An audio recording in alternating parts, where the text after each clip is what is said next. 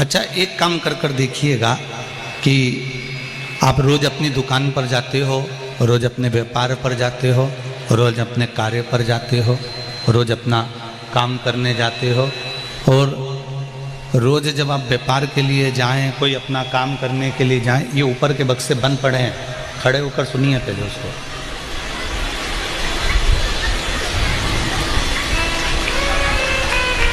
आप रोज व्यापार के लिए जाएं, या आप अपने काम के लिए जाएं, या आप दुकान के लिए जाएं, जिस भी कार्य के लिए आप जा रहे हैं, जिस भी कार्य के लिए आप पहुंच रहे हैं, रोज आप जिस रास्ते से जाते हैं उस रास्ते से जाओ, मना नहीं है।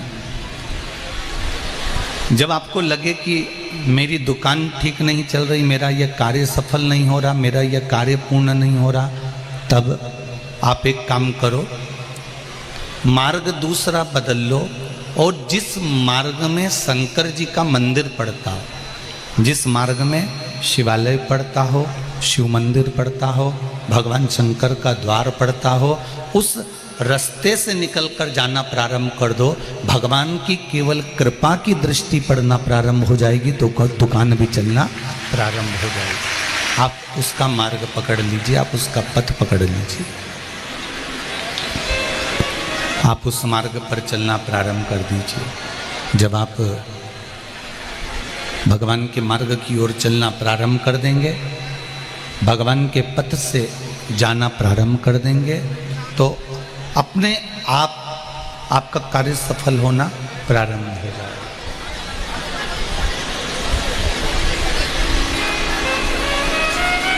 एक बार भगवान शिव की भक्ति का जो फल है,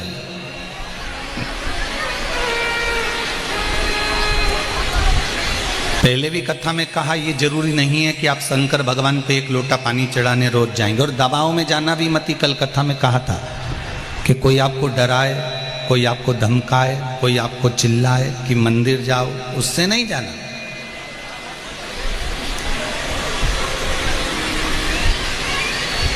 इतनी कथाओं में आप लोगों ने जितनी बार भी कथा सुनी होगी, जितने लोग आस्था चैनल पर सुन रहे हैं, फेसबुक यूट्यूब पर सुन रहे हैं, कभी हमने आपको ऐसा नहीं कहा होगा कि आप ये कार्य नहीं करोगे तो आपको ये कष्ट होगा।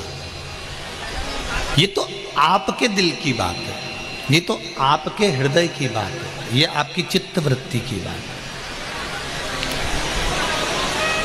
ये आपके मन की बात है। तेरे मंदिर में आना मेरा काम है, और मेरी बिगड़ी बनाना तेरा काम।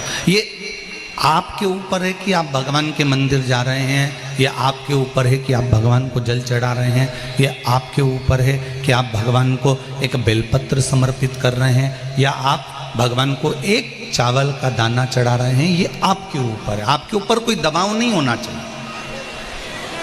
भक्ति में, भजन में, कीर्तन में, स्मरण में, मंत्र जाप में, भगवान की भक्ति के अंतर्गत मंदिर जाने में, शिव महापुराण में जाने में, या सत्संग में जाने में कोई दबाव नहीं होना चाहिए। बिना दबाव के आप जब भगवान की भक्ति करोगे तो उसमें सुख मिलेगा। ध्यान देना,